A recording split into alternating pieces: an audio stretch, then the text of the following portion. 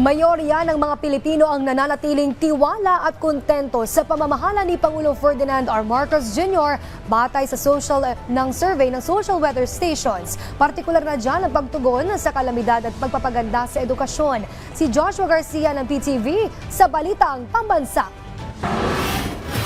Napanatili ng Administrasyon Marcos ang good satisfaction rating nito sa kabila ng mga hamon na kinaharap ng bansa nitong nakaraang taon.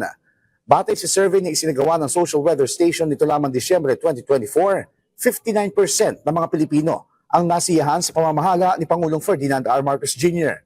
Habang bumaba ng 1% ang mga Pilipino na hindi nasiyahan mula 24% noong Setyembre hanggang 23% ng kaparehong buwan.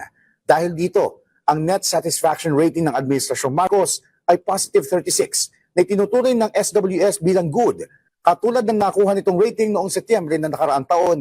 Sa nasabing survey, ang Visayas ang may pinakamataas na naitalang nasiyahan sa Marcos administration na may 65%. Kabilang sa mga programa ng gobyerno na ikinatuwa ng mga Pilipino ay ang pagtulong sa mga biktima ng kalamidad, pagpapaganda sa edukasyon, prioridad sa mga mahihirap, dagdag na trabaho, at ang pagpapaunlad sa agham at teknolohiya.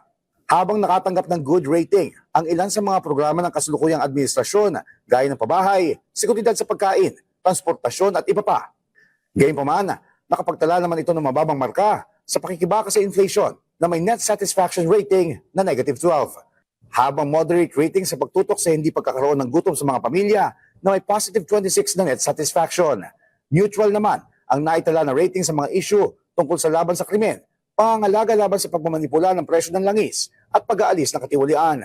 Sa kabuuan, nasa 17% ang naitalang hindi tiyak, habang 23% ang nagsabing sila ay hindi nasiyahan.